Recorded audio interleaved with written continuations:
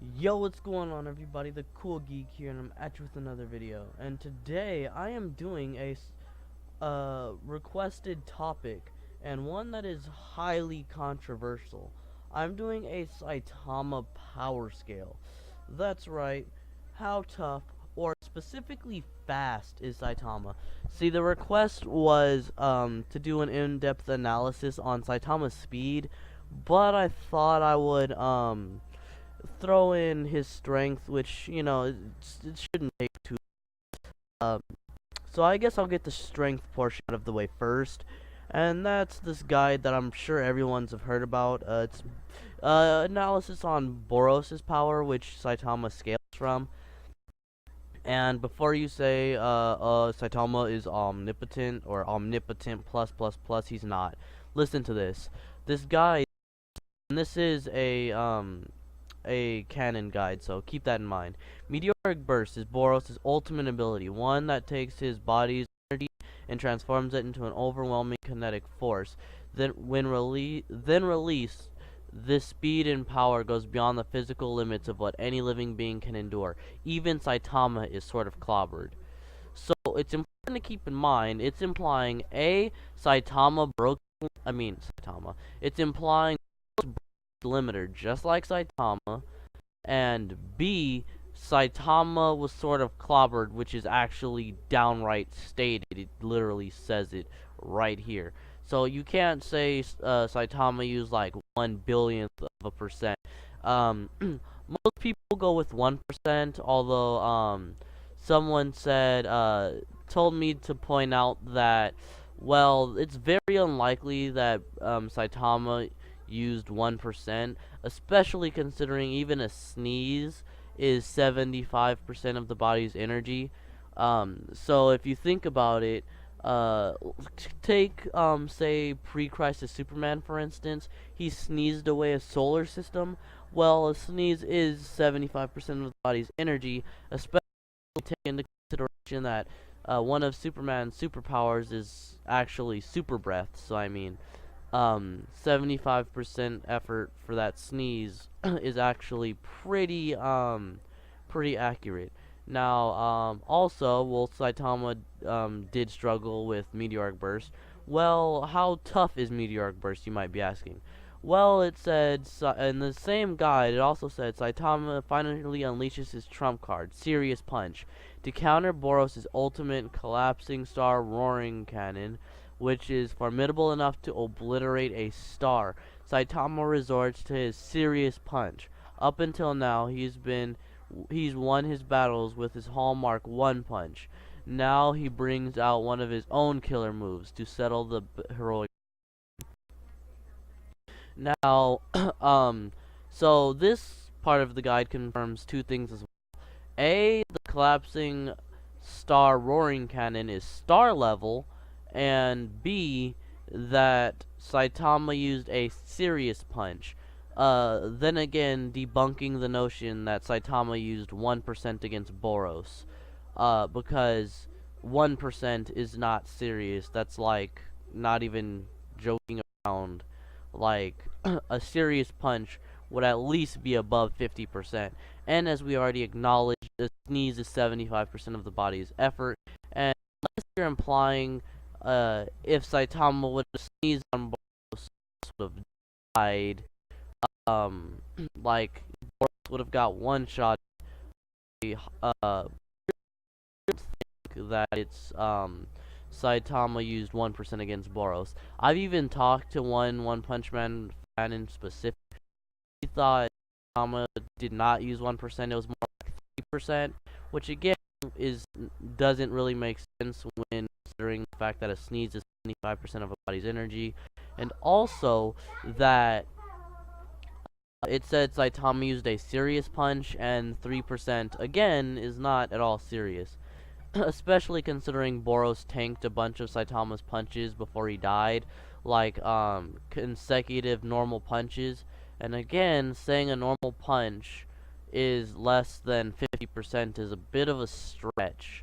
Um, like you really have to wank Saitama, like like a lot.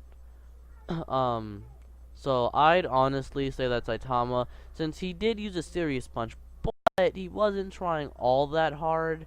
But it's also important to keep in mind Saitama, Boros survived after the serious punch long enough to get out a couple sentences. So his serious punch didn't really one-shot insta-kill Boros. It did one-shot Boros after Boros had already coughed up blood, and there was Saitama literally punched Boros to pieces and Boros regenerated, and then Boros regenerated an arm before that. So I mean, like, the serious oh, and also Boros crapped out a bunch of blasts before the collapsing star roaring cannon. So it's important to keep in mind Boros used a bunch of energy before the star cannon. So yeah, it's important to keep in mind. Now to what you've been waiting for, the speed segment. Now, this is actually what the request was for, an in-depth speed analysis. Now, for this we have to go to Saitama's moon jumping feat. Now, Boros punched Saitama to the moon, right?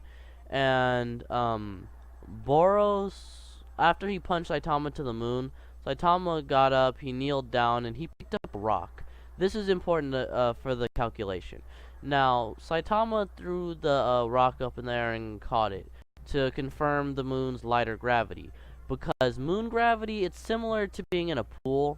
Like, if you can jump, say, a foot or two high on regular ground, you can easily jump 4 feet high in the pool. And that's important later. Now, Saitama, he jumped from the moon to the earth, and it took him 1.5 seconds to reach the earth. The distance between the moon and the earth is 384,400 kilometers. So Saitama's speed was 256,266 kilometers per second.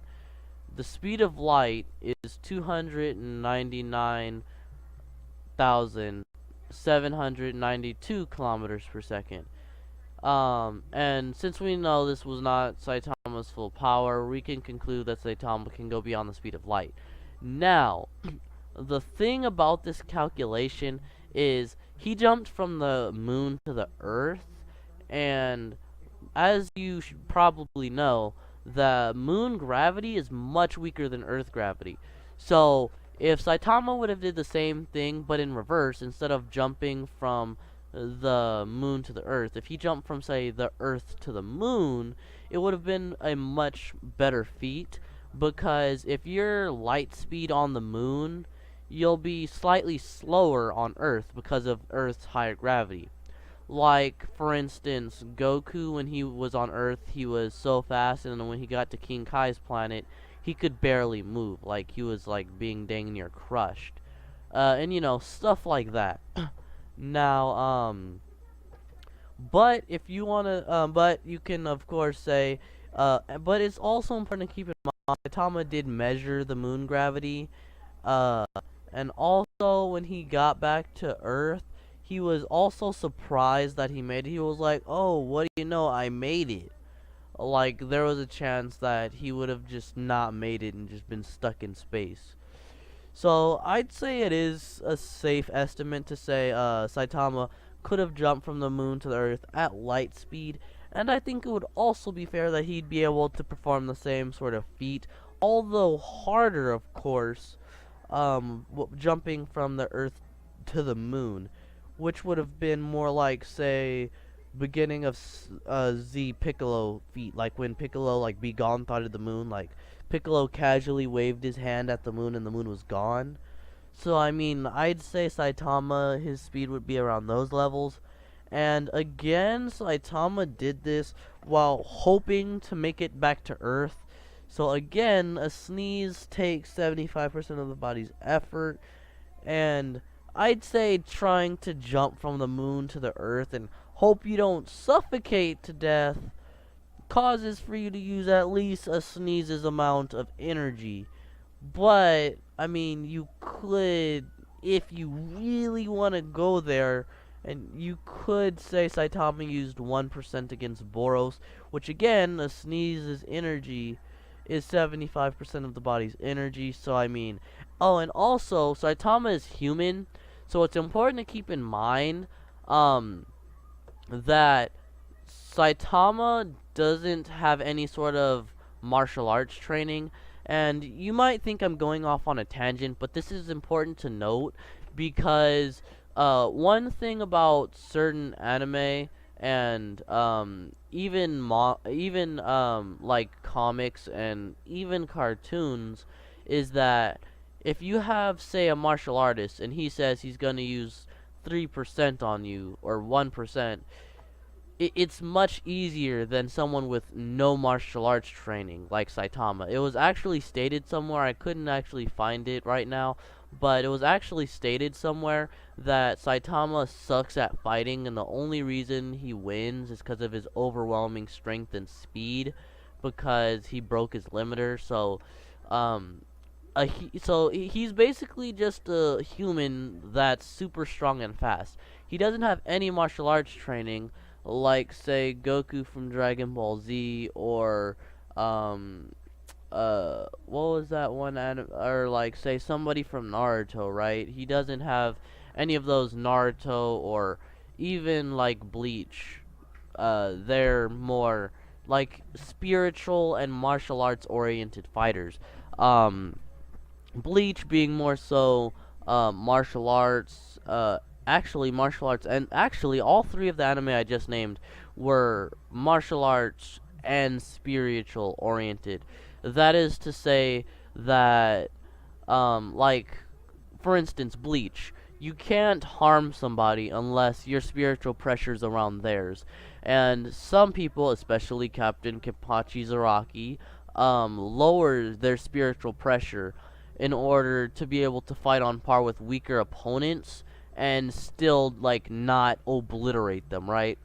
As a matter of fact, spoiler alert, Kenpachi has an eye patch. His eye patch actually eats away at a massive amount of his chakra. No, chakra, I'm so sorry. Please don't kill me, Bleach fans. It eats away at a massive portion of his spiritual pressure. Yeah, I'm sorry, I was just getting, feats for, Minato versus the Third Raikage. I'm sorry I said chakra, I apologize. But that also goes into Naruto, like, the amount of chakra you use in a technique, the more devastating the technique is, and the more condensed the chakra is. Like, say you get a building size Rasengan, right? Um, and say you use like half of your chakra for this like building size Rasengan, right? And it's just kind of loosely packed in. Now say you compact it to say half the size. That makes it twice as strong, which means that building sized Rasengan was only 1/4 of your effort. And say if you just made like a really big Rasengan, but it only has, say, a building's worth of chakra, but it's spread out super thin. That's actually one of the key points of the Rasengan, is the amount of chakra condensed into the small point. And the bigger Rasengans, it's of course more chakra, and it's the same density, just a bigger Rasengan. It's the same density as a regular Rasengan, just bigger, of course. And Dragon Ball Super, I mean, and Dragon Ball Z, and Dragon Ball Super, I mean, key is physical energy, courage, and mental energy. So, I mean, and they're, of course, like, trained martial artists. Like, Goku trained under, I think it was 5 different masters, one of which being an angel, and one of which, being a god, like, not even joking. And Kami was considered a god for a while. Like, Goku got training from Master Roshi, Mr. Popo, Kami. He got training from King Kai and Whis.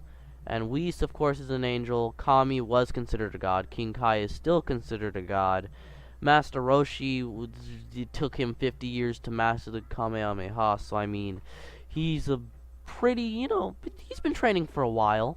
And Mr. Popo's Kami's like assistant dude or whatever. So I think he knows what he's talking about. So, and like those are really, and if you go into a dojo, they teach you how to hold back, especially like a real life dojo, especially certain ones, they teach you how to hold back. So, like someone like Saitama that has no martial arts training, and a lot of my friends have that don't have martial arts training struggle to control their strength and stuff like that. So to say that Saitama, when he broke his limiter, just magically got able to suppress himself down to like 1% effort is a little bit of a stretch. And also, it's also, I think, pretty generous to say that that Saitama would be able to hit light speed um at like 75% effort, which I'd say the every feat would be somewhat between 25 and 75% effort. So if you say Saitama used 25% against Boros, then he would be 4 times star level. And then if you say his light speed feat, he was using say 25%, he would be 4 times the speed of light. Now, if you were to say he used 75% against Boros, that would put Saitama at, give me a sec.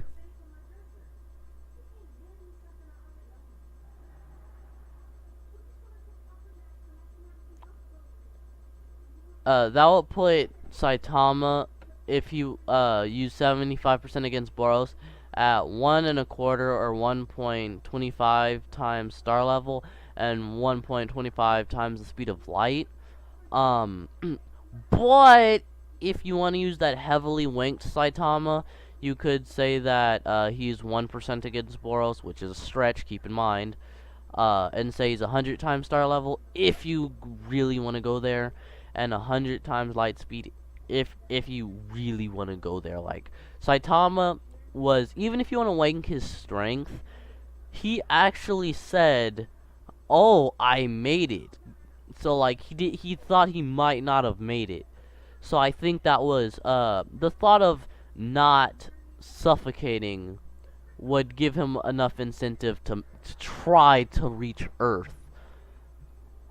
And if you use that 3% Saitama, which is kind of a weird number to work with, but whatever, if you say he used 3% against Boros, you could multiply that by, say, 30, and you get